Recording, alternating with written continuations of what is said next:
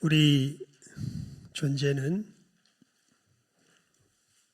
이제 하나님 나라로 옮겨져 있습니다. 예수님을 믿는 사람은 이미 옮겨진 사람들입니다. 여러분이 인식을 하든 인식을 하지 못하든 그것은 변할 수 없는 사실이죠. 하지만 우리가 이 영과 육이 하나가 된 존재로서 또 이 땅 위에서 살고 있기 때문에 아직은 그러니까 지금 이 세상은요, 하나님의 나라와 세상 나라가 뒤섞여져 있는 상황에서 우리가 살아가고 있는 것이죠. 그리고 놀랍게도 우리가 옮겨져 있다고 내가 완벽하게 하나님 나라의 백성의 모습을 확실하게 드러난다는 뜻은 아닙니다. 놀랍게도 우리들 속에도 어떤 모습이 섞여서 나오냐 하면 세상의 모습이 섞여서 나옵니다. 여러분, 세상의 모습이 섞여져 나오는 것을 이상한 일로 생각하지 마십시오. 물론 그것을 용납하며 살아가는 삶은 아닙니다만 그것이 섞여져 나오는 것을 마치 우리가 다 막을 수 있는 것처럼 그렇게 생각하는 것도 커다란 잘못입니다. 이 정신병 걸립니다. 한마디로 얘기하면 만약에 그렇게 살 수 있다고 생각하면 정신병 걸립니다. 그렇진 못합니다. 하지만 이게 참 신비한 일이죠, 여러분. 우리들 속에 예수께서 살아계십니다. 그것이 내 모습이 아닌 걸 알게 되고, 그래서 우리 그리스도인들의 삶은요, 한마디로 말하면 회개하는 삶이에요. 그래서 여러분, 교회의 가장 교회다운 특징이 무엇인 줄 아십니까? 완벽한 모습이 아니라 용서하고 용납하는 모습입니다. 예수님께서 주기도문에서 그래서 이 부분이 너무 중요하기 때문에 주기도문에서 5번째 간구로 굉장히 강조해서 이야기를 하세요. 5번째 간구 뭔 줄 아시죠? 우리가 우리에게 죄 지은 자를 사하여 준 것 같이 우리 죄를 사하여 주옵시고, 그리고 마태복음에 보면 거기는 한번 봅시다. 마태복음 6장입니다. 마태복음 6장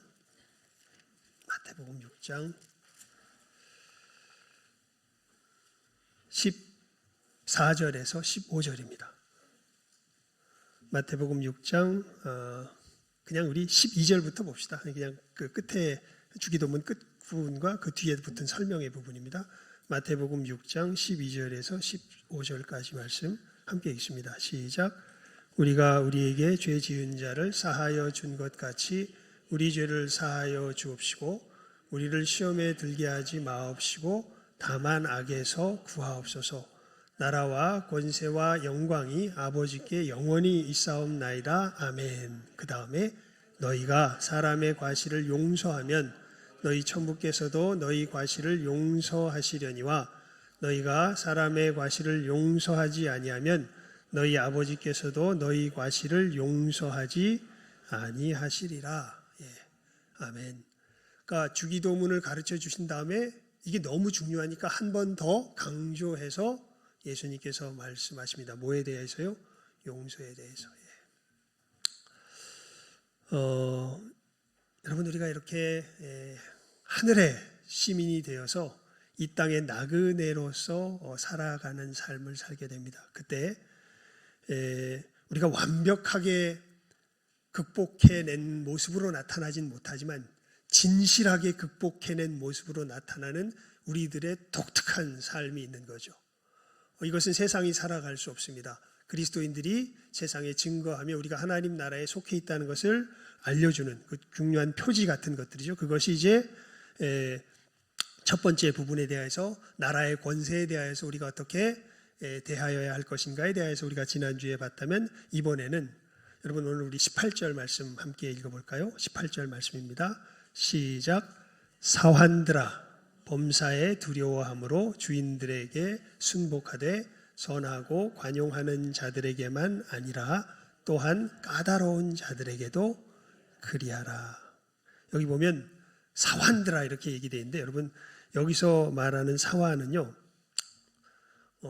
글쎄요, 요즘 우리 이 그 사회 속에서 그 번역해서 이야기해 보면 어떻게 보면 직장인들아 뭐 이렇게 이야기하는 게 제일 비슷할 것 같아요. 여긴 사실은 오이케테스라고 하는 헬라 말인데 이게 집에서 고용되어서 일하는 종들을 뜻합니다. 둘로스하고 달라요. 둘로스하고 달라요. 그러니까 집에서 고용되어서 일하는 종들이고 이 당시 로마 사회를 보게 되면은 이런 식의 그 종의 신분을 가진 사람들이 6천만이 되었다 그럽니다. 6천만. 그래서 이 종들 중에는요 의사도 종이에요. 세라폰이라고 하는 것은 치료하는 집에 고용돼서 치료하는 어떤 그런 의사 일을 하는 사람들이 있고 뭐 종의 직분이 굉장히 다양해요. 그러니까 종으로 그러니까 우리로 말하면 옛날 우리식으로 말하면 머슴 정도 될 것 같아요. 머슴. 그러니까 완전히 그냥 시종으로 그 집에 붙박이처럼 있는 종이라기보다는 어떤 고용되어서 종살이를 하는 그런 사람들로서 어떻게 보면은 로마 사회의 경제적인 근간을 이루고 있는 모든 사람들을 일컫는 말이 이 사환들입니다. 그러니까 그 이 주인에게 고용되어서 이제 일을 하고 있는 그런 사람들을 말하는 거죠. 그 사람들에게 명령하는 겁니다. 범사에 두려워함으로 주인들에게 뭐하되 순복하되. 그런데 어떤 자들에게만 순복할 게 아니라 선하고 관용하는 자들에게만 할 것이 아니라 또한 까다로운이라고 번역됐는데 여기 자세히 살펴보니까 조금 의미가 조금 많이 어떻게 보면 약간 좀 왜곡되게 번역이 됐습니다. 그냥 까다로운 자들이 아니라요 비양심적인, 그러니까 마음이 왜곡된, 마음이 삐뚤어진 그런 주인들도 굉장히 많죠. 아니 사실은 많은 사람들이 그런 주인들이죠. 그래서 사도 베드로가 이야기를 합니다. 너희들 우리가 그리스도인이라면 너희들 고용한 그 주인들에게 뭐 해야 한다? 순복해야 한다. 근데 어떤 사람들에게만 순복할 게 아니라 저기 선하고 관용하는 사람들에게만 순복해야 될 게 아니라 어떤 사람에게도 순복해야 된다? 마음이 삐뚤어진 그 사람들에게도 뭐 해야 된다? 주인으로서 순복해야 된다라고 지금 이야기하고 있습니다. 여러분, 왜 이런 이야기를 사도 베드로는 할까요? 사실 그 지금 세대 정신을 가만히 보면요, 특히 젊은 사람들에게 그런 정신이 굉장히 강력합니다. 제가 볼 때 이런 식의 이야기를 하면 이건 되게 불이한 거예요. 이 잘못된 사람들에게서는 어떻게 해야 돼요? 떠나 나와야죠. 하다못해 지금 우리 지금 사회 속에서 이제 이 젊은 사람들이 직장에 가서 버티질 못하고 막 뛰쳐나옵니다. 왜 나오는가 보면 대우가 부당하다는 거예요. 부당하니까 그냥 뭐 해야 돼요? 거기서 나와야 돼요. 부당한 걸 무조건 참아라? 그런 뜻은 뭐 아닙니다만 이 말씀 속에서 사도가 이야기하는 것은 이겁니다. 여러분, 이 큰 하나님의 이 섭리 속에서 바라볼 때 하나님은 이 세상을 누구를 통하여서 먹이시고 돌보시냐면 우리 사람들을 통하여서 먹이시고 돌보십니다. 그리고 그것이 하나의 나라와 사회 구조라고 하는 이 거대한 구조를 통하여서 그 역사를 감당하게 하셔서 각 사람들로 하나님의 손길이 되어서 섬겨야 할 그 영역들에 다 포지셔닝, 그러니까 위치를 다 잡아 놓으신 거죠. 성경 말씀에 보면 그 제비도 성전에 하나님의 성전에는 제비도 자기 새끼들 자기 자리를 갖습니다. 이런 표현이 있지 않습니까? 무슨 얘기냐면 하나님께서 우리들에게 위치시킨 그 위치 중에 무익한 위치는 없습니다. 하나님께서 우리에게 어떤 자리에 있게 하셨다면 그 자리에 있게 하셨다면 그 자리는 누가 있게 하신 자리라는 거예요? 하나님이 있게 하신 자리라는 거예요. 그러면 거기선 누구를 섬기는 마음으로 섬기라는 겁니까? 하나님을 섬기라는 마음으로 섬기라는 겁니다. 종교개혁이 일어나면서 오늘이 종교개혁주일 아닙니까? 종교개혁이 일어나면서 사실은 사회가 바뀝니다. 어떤 식으로 바뀌냐면요. 여러분, 종교개혁 전에는 왕정시대였어요. 지금은 우리가 거의 민주주의가 이 세계의 어떤 여러 사회들을 이렇게, 우리나라가 민주주의이기 때문에 왕정시대가 뭔지에 대해서 우리가 그냥 역사만 보지 실제적으로 감이 없습니다. 그런데 옛날 시대는 왕정시대였습니다. 왕이 다스리는 시대였고, 주권이 누구에게 있었냐면 왕에게 있었습니다. 즉, 그러니까 누구죠? 루이 14세인가요? 얘기는 짐이 곧 법이다. 이게 이제 그게 통용되는 시대가 왕정시대입니다. 그런데 이제 우리 시대가 바뀌게 된 것이죠. 주여.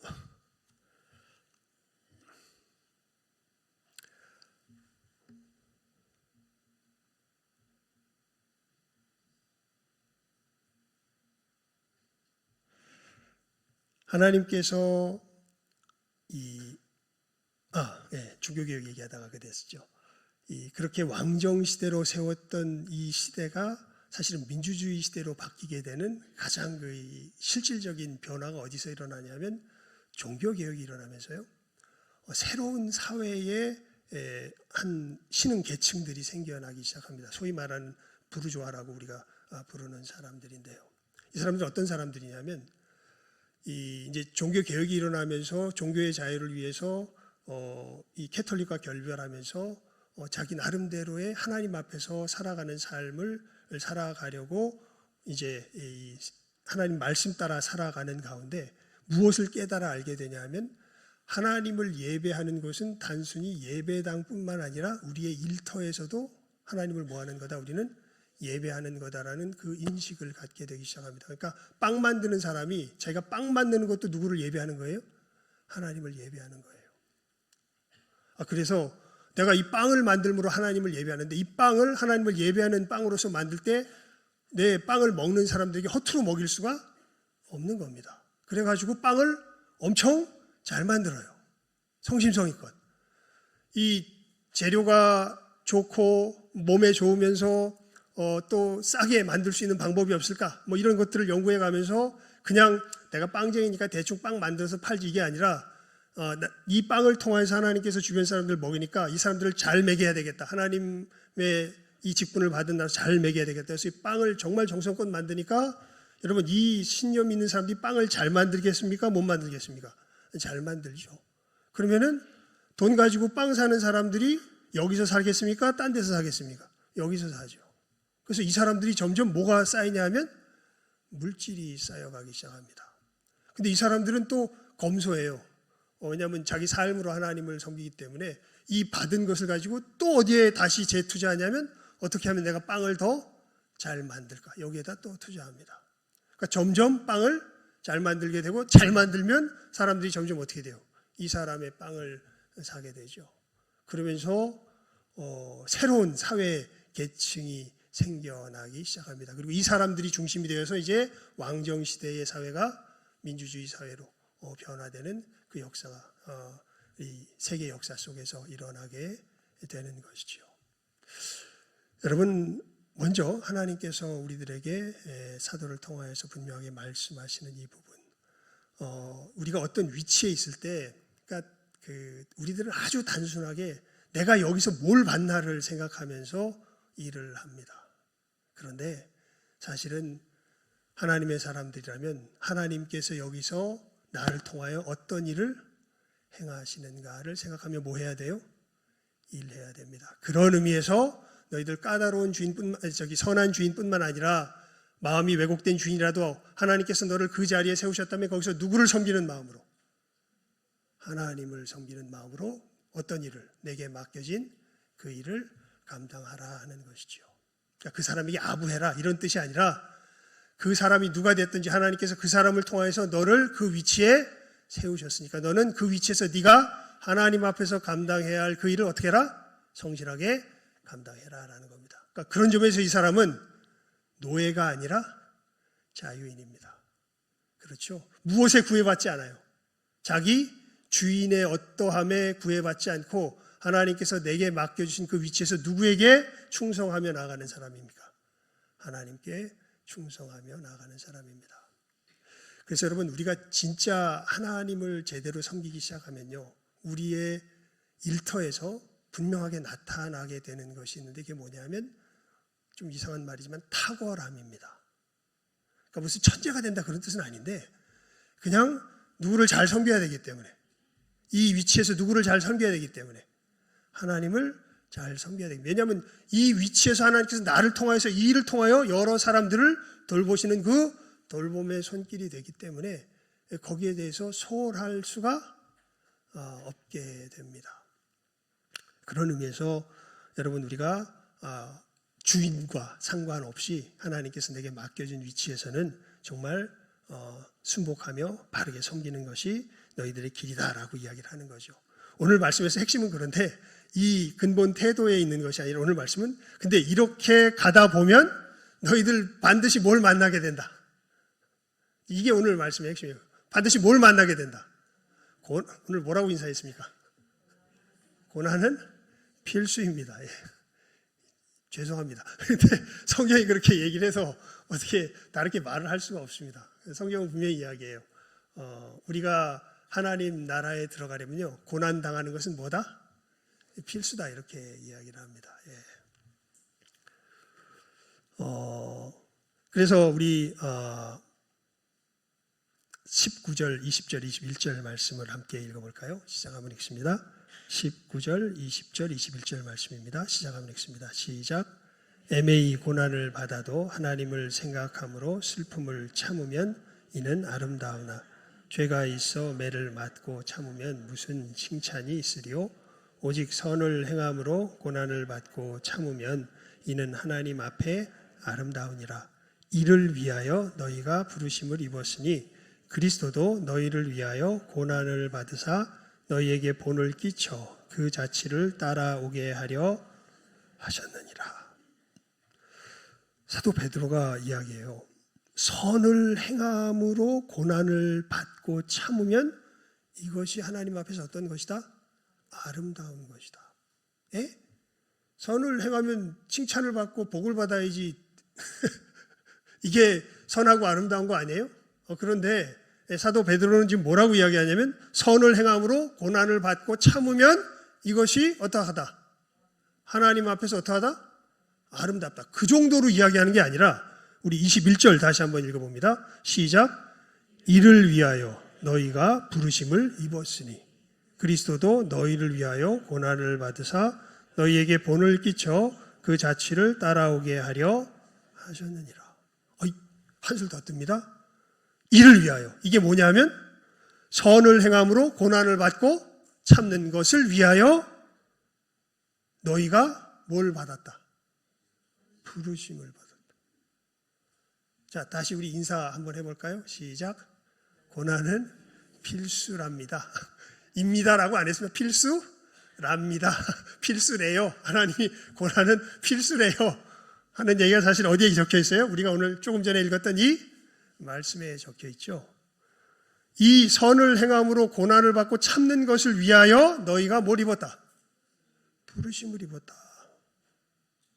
그리고 사실 누가 이 일을 먼저 하셨다?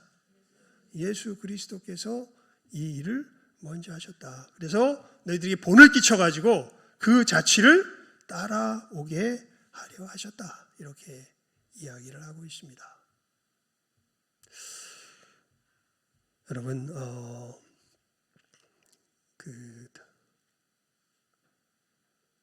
일단 왜 선을 행하는데 고난이 올까요? 왜 그런지 아세요, 여러분? 왜 선을 행하는데 고난이 올까요? 이 세상에 권세 잡은 자가 누구기 때문에? 사단이기 때문에 그렇습니다. 그러니까 이건 아주 이 철저한 현실. 착각하시면 안 됩니다, 여러분. 우리가 선을 행하면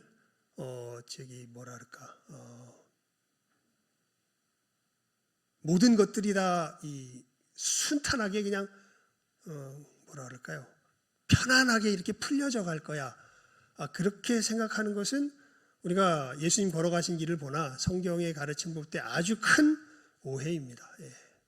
오히려 우리가 하나님 앞에서 정말 선한 길을 걸어가면요, 여러 가지 어려운 일들이 생길 것을 우리가 예상하는 것이 그게 현실입니다.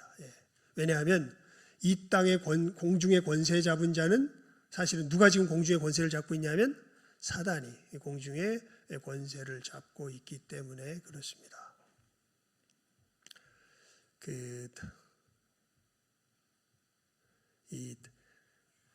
요즘 축구 다른 얘기는 별로 이렇게 신나는 얘기가 별로 없잖아요. 근데 요즘 축구 얘기는 신나는 얘기가 많더라고요. 보니까 우리나라 손흥민 선수도 잘하고 누구예요?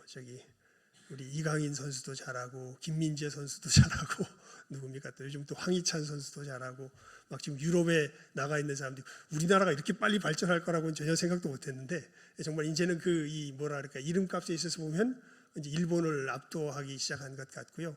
유럽에서도 이제 우리나라 축구 중계하고 이러는 것들 옛날에는 어느 나라인지도 잘 몰랐대는데 요즘은 우리나라에 대해서 굉장히 이렇게 높게 평가해 주고 있는 그런 느낌을 받습니다. 그런데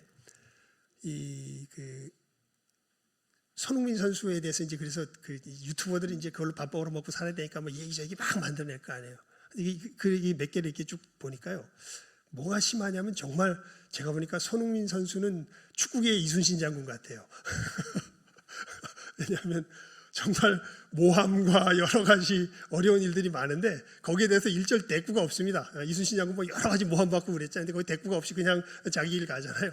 그런 것처럼 손흥민 선수 이렇게 하는 거 보면 모함과 뭐 이런 것들 봤는데 별로 거기에 대꾸를 안 해요. 그냥 자기 얘기를 꿋꿋이 가는데 거기 보면 이제 그 사람들의 이야기 속에서 무엇이 이렇게 있는 것을 보게 되냐면 잘하는 아시아 선수들에 대한 시기와 질투가 있는 것이 이제 은연중에 느껴집니다. 인종차별과 여러 가지 속에도 보면 여러분 시기와 질투 있는 게 당연하죠. 왜냐하면 그거 누구 속에도 있습니까? 내 속에도 있죠. 우리의 삶의 수많은 색깔을 칠하는 것은 우리들이 누군가를 향한 이타적인 마음이 아니라 이기적인 시기와 질투가 사실은 우리 삶을 물들이는 것이 우리의 뭐예요? 현실이죠. 이것이 우리가 어떻게 피할 수 없는 일입니다. 이것을 가지고서 권세를 잡고서 우리 삶을 움직여가는 강력한 영적인 존재가 있기 때문에 그리고 그 존재가 자기가 이미 패배했음을 알면서도 절대 끝장나기 전까지는 이 자기의 휘두름을 놓지 않기 때문에 우리가 하나님 앞에서 이 빛의 걸음을 걸어가기 시작하면 얘는 더 싫어해가지고 더 기를 쓰고 자기의 이 권세를 부리면서 우리로 못 살게 구는 것이 우리가 살아가는 뭐예요? 현실이에요. 그래서 우리가 주님 앞에서 경건하게 살려고 하면 할수록 뭐가 더 심해질까요? 이런 의미에서는 고난이 더 심해집니다. 그러니까 여러분 어떤 영적 눈이 밝은 사람이 이렇게 딱 보니까요. 어느 교회 위를 보니까 교회 위에 마귀들이 눈이 띄어서 보여 있는 거예요. 마귀들이 막 활발하게 움직인다. 그래서 저기는 어떤 교회인가 하고 교회를 딱 보니까 막 은혜가 충만하면서 막 하나님 앞에서 열심을 내는 교회예요. 그러니까 뭐가 지금 이들이 열심을 내면서 박살나기 시작하니까 자기들의 어둠의 권세가 박살나기 시작하니까 누구도 열심히 일하고 있어요. 천장 위에서 마귀도 열심히 일하고 있는 거예요. 어느 교회는 보니까 마귀가 다 잠자고 있어요. 그래서 저기는 왜 저렇게 마귀가 잠자고 있나? 가만히 밑에를 보니까 교회도 뭐하고 있어요? 교회도 잠자고 있어요. 그러니까 마귀가 할 일이 있어 없어요? 할 일이 없어. 그래서 마귀도 잠자고 있고 교회도 잠자고 있다고 합니다. 그러니까 우리가 주님 앞에서 믿음의 길을 열심히 가면 갈수록 누가 더 극성을 부려요? 마귀가 더 극성을 부려요. 그래서 우리는 뭐를 사실은 각오해야 돼요? 예수님 안에서 우리가 믿음의 길을 제대로 걸어간다 그러면 뭘 각오해야 돼요? 고난 받을 걸 각오해야 돼요, 여러분. 자, 그러면서 이 고난에는요 더 큰 의미가 있습니다. 단순히 그냥 마귀가 극성을 부려서 고난을 받는 것을 넘어서서요.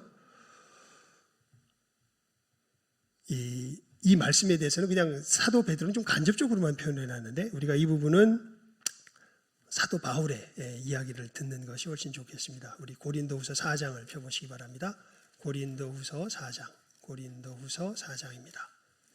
고린도후서 4장 5절에서 12절까지입니다. 우리 한번 교독해 볼까요? 고린도후서 4장 5절에서 12절까지 말씀입니다.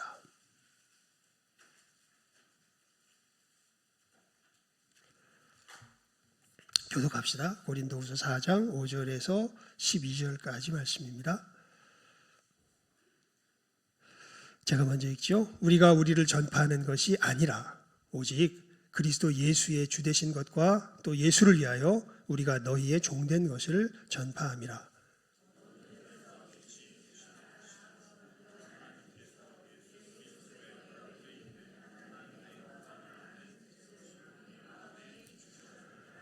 우리가 이 보배를 질그릇에 가졌으니 이는 능력의 힘이 큰 것이 하나님께 있고 우리에게 있지 아니함을 알게 하려 함이라.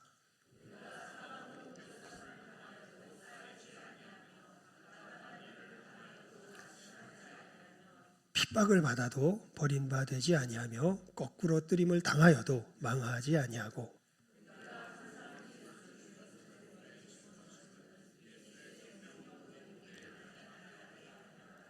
우리 산자가 항상 예수를 위하여 죽음에 넘기움은 예수의 생명이 또한 우리 죽을 육체에 나타나게 하려 함이니라. 그런즉 사망은 우리 안에서 역사하고 생명은 너희 안에서 하느니라. 아멘. 10절에 이 번역도 조금 잘못됐는데요. 항상 예수 죽음을, 예수 죽인 것이 아닙니다. 예수 죽음을, 예수님의 죽음이죠. 예수님의 죽음을 누구도 짊어져요? 우리도 짊어져요. 우리 예수님의 사람들은요, 누구의 죽음을 짊어지며 살아갈 줄 알아야 돼요? 예수님의 죽음을 짊어지며 살아갈 줄 알아야 돼요. 그리고 이렇게 살아가야 돼요. 왜냐하면 그래야 무엇이 나타나기 때문에, 예수님의 생명이 나타나기 때문에 그래요. 그래서 어떤 일로 이렇게 되냐 하면, 그러니까 예수님의 죽음이 어떤 죽음입니까? 한마디로 말하면 대속의 죽음이죠. 누구의 죄의 짐을? 다른 이의 죄의 짐을 누가 짊어진 거예요? 예수님이 짊어진 거예요. 그래서 예수 죽음을 짊어져야 예수님이 죽으셨기 때문에 누가 살았습니까? 내가 살았죠. 마찬가지로 똑같은 일이 우리들 속에서 벌어지게 되는 거예요. 다른 이의 죄의 짐을 내가 짊어져야 누가 살아요? 다른 이가 살아요. 이제 그 얘기예요. 우리 다시 한번 읽어볼까요? 그래서 예수 죽음이라고 표현해서 우리 10절부터 12절까지 4장 10절에서 12절을 읽습니다. 시작. 우리가 항상 예수 죽음을 몸에 짊어짐은 예수의 생명도 우리 몸에 나타나게 하려 함이라. 우리 산자가 항상 예수를 위하여 죽음에 넘기움은 예수의 생명이 또한 우리 죽을 육체에 나타나게 하려 함이니라. 그런즉 사망은 우리 안에서 역사하고 생명은 너희 안에서 하느니라. 이 말씀을 생각하면서 우리가 읽었던 베드로전서의 본문으로 돌아와 봅니다. 여러분, 우리 22절에서 24절까지 우리 함께 읽어봅니다. 22절부터 24절까지 말씀입니다. 시작하면 읽습니다. 시작.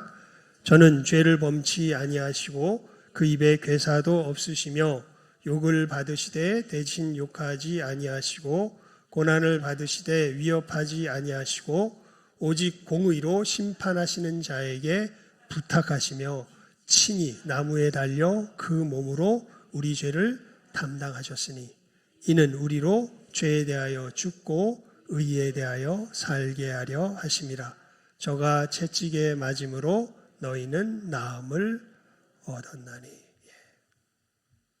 그러니까 단순히 우리가 고난받는 것이 그냥 마귀가 극성을 부리기 때문에 받는 차원을 넘어서요. 그러니까 세상에 속한 사람들은 그냥 너무도 자연스럽고 당연하게 예수님께 속한 사람을 뭐하게 되어 있어요? 핍박하게 되어 있습니다. 그건 절대 무슨 일이 아니에요? 이상한 일이? 여러분 착각하지 마세요. 우리가 예수님 닮은 모습으로 잘 살면요, 세상이 우리를 인정해 줄까요? 인정해 줄까요? 안 해줄까요? 인정 안 해줍니다. 예. 인정해 주기는커녕 더 어떻게 할까요? 핍박합니다. 예. 꼴 보기 싫어요. 재수 없어요. 맛맛 없어요. 예. 진짜 그래요. 예. 여러분 예수님의 모습 보고 얼마나 재수 없었을까요? 바리새인들과 제사장들과. 예. 무슨 세상 사람 같지가 않잖아요. 근데 진짜 그 모습이 맞긴 맞는 것 같긴 한데 뭔가 살아낼 수 있는 세상 사람 같지가 않잖아요. 얼마나 재수 없었을까요? 자기들은 열심히 노력해가지고 여기까지 왔는데 자기들의 모든 노력을 다 뭉개버리고 너무나 훌륭한 삶을 보여주니까, 할 수도 없는 것을 보여주니까 얼마나 재수 없었을까요? 예. 그래서 예수님을 뭐 해요? 죽이죠. 근데 예수님은 그들의 죄짐을 저런 나쁜 놈들이 나 갚는 것이 아니라 어떻게 해요? 스스로 짊어지시고. 그 죄값을 누가 치르세요? 예수님이. 이게 너무 좀 이상한 일이에요, 이게 정말. 예. 아니, 자기 죄값 누가 치러야 돼요? 내가 치러야 되는데 하나님이 아시는 거죠. 우리는 진정한 의미에서 우리 죄값을 치를 능력이 없습니다. 힘이 없습니다. 하지만 죄값은 치러져야 돼요. 그래서 예수님을 보내주셔서 예수님께서 우리가 저지른 그 모든 죄의 그 해를 받으시면서 우리들의 죄의 짐을 짊어지십니다. 그러니까 말씀을 보면요, 우리가 고난받는 것이 무엇처럼 표현이 되어 있냐면 그들의 죄 짐을 짊어지는 것처럼 표현이 되어 있습니다. 가만히 보면요. 이게 정말 죄송합니다. 미치고 팔짝 뛸 노릇입니다. 우리가 믿음의 길을 걸어간다고 할 때, 하나님의 역사가 이렇게 일어나는 것이었구나 라는 것을 보게 될 때 이게 정말 뭐라 그럴까요? 예. 여러분, 우리가 걸어가는 걸음은요, 머릿속으로 이해될 수 있는 걸음이 아니에요. 이건 누군가가 죄의 짐을 지고 누군가가 희생을 당해야 다른 어둠에 속한 사람들이 뭐를 차리게 될까요? 정신을 차리게 됩니다. 다른 일이 없어요. 이건 머리 좋다고 IQ 좋다고 해결될 수 있는 문제가 아닌 거예요. 누군가 뭘 당해야 돼요?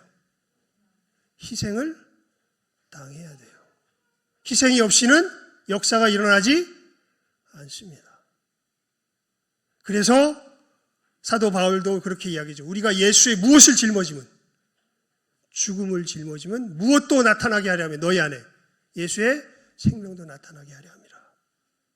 예수님 죄가 없으셔요. 그런데 우리 24절 다시 한번 읽어봅니다. 이제 우리 주보에도 적어놨잖아요. 얼마나 강조하고 싶었으면. 24절 읽습니다. 시작. 친히 나무에 달려 그 몸으로 우리 죄를 담당하셨으니 이는 우리로 죄에 대하여 죽고 의에 대하여 살게 하려 하심이라. 저가 채찍에 맞음으로 너희는 나음을 얻었나니. 그렇게 우리 죄를 짊어지셔서 예수님께서 십자가의 희생을, 대속의 역사를 치르심으로 어떤 역사를 이루시냐면 우리로 뭐에 대하여 죽고 죄에 대하여 죽고 의에 대하여 뭐하게 하시는, 살게 하시는 그 역사를 이루신다는 겁니다. 그래서 여러분, 우리 한 군만 더 보죠. 골로새서 1장 24절입니다. 골로새서 1장 24절. 골로새서 1장 24절입니다.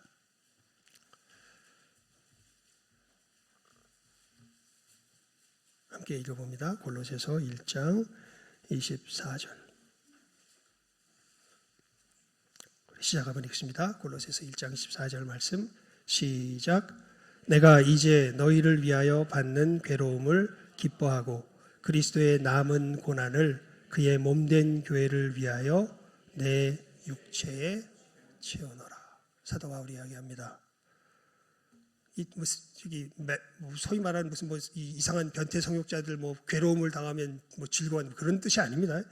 예, 이거는 왜 괴로움을 기뻐하냐 하면 이 괴로움의 터널을 통과해야 무슨 역사가 나타나기 때문에, 생명의 역사가 나타나기 때문에 그래요. 그래서 내가 이제 너희를 위하여 받는 괴로움을 뭐하고?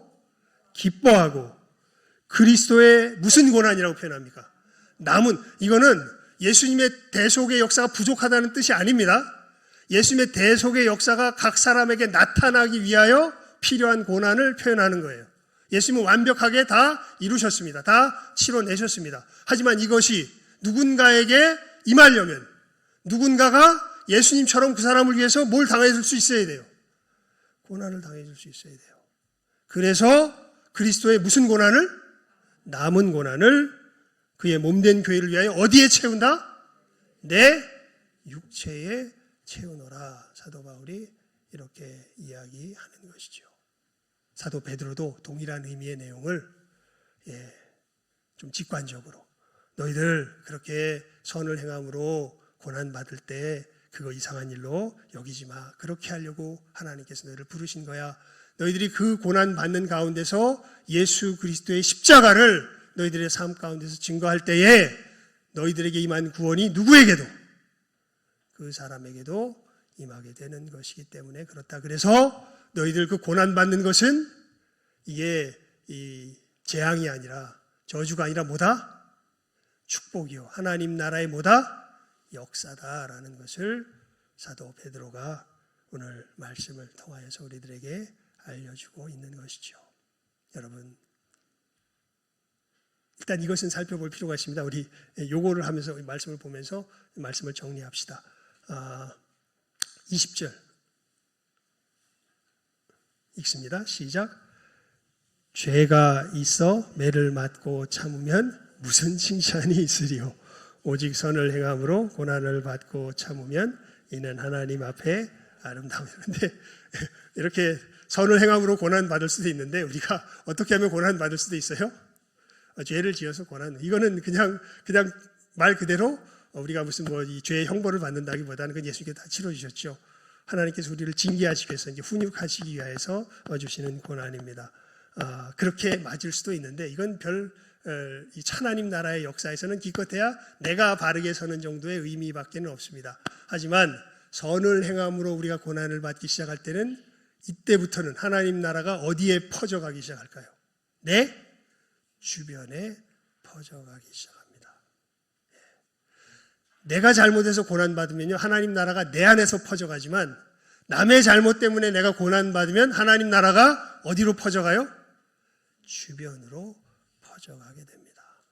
이 분명한 하나님 나라의 역사의 원리를 잘 기억하시고 여러분 선을 행함 속에 받는 고난을 사모하시며 주님 나라의 영광의 역사에 큰 도구가 되시는 통로가 되시는 모든 복된 영혼들 다 될 수 있기를 주님의 이름으로 축원을 드립니다. 기도하겠습니다. 하나님 아버지 감사합니다. 오늘 선을 행함 속에서 받는 고난에 큰 의미가 있는 것을 또 우리가 사회생활 속에서 어떻게 하나님의 사람으로 걸음을 걸어가야 할 것인가 하는 이 권고 속에 또 이것이 너무도 중요하기에 사도 베드로를 통하여서 교훈을 얻게 하심 감사를 드리옵나이다. 우리 귀한 영혼들 참으로 이 고난에 큰 의미가 있는 것을 깨달아 알게 하여 주시고 이 고난이야말로 진정한 축복의 통로가 되는 것을 내가 잘못했을 때는 내가 하나님 앞에서 바르게 되는 축복의 통로요. 다른 사람의 잘못으로 인하여서 고난을 당할 때는 참으로 그들에게 하나님의 나라가 임하는 귀한 축복의 통로가 되는 것을 저희들 잘 기억하게 하시고 믿음으로 고난을 잘 맞아들이며 주의 뒤를 쫓아서 이 하나님 나라의 역사를 힘있게 이루어가는 이 시간 함께하는 모든 귀한 영혼들 다 되게 하여 주시기를 간절히 바라옵고 소원하오며 모든 것 예수님의 이름으로 기도드리옵나이다. 아멘.